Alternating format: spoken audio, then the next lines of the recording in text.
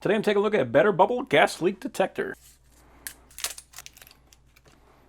So we can see this is the dauber style. In my opinion, this is the best style just because you can make sure that you're making contact with the part that you want to make contact with. You can also see it is fairly thick stuff, which is excellent because that means it's going to stick to the piece that you actually put it on. Now the most important thing to me is that this is non-corrosive. So if you use, like, for example, water with soap, that kind of thing, there's a very small chance that it could actually corrode the pipe, or it could actually start eating away at the sealant that you have between the pipes. But this, there's going to be no chance of that happening. Now I hear something over here.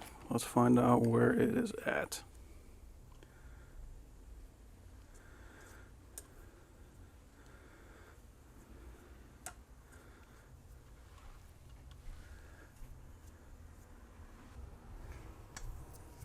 Oh, there it is right there.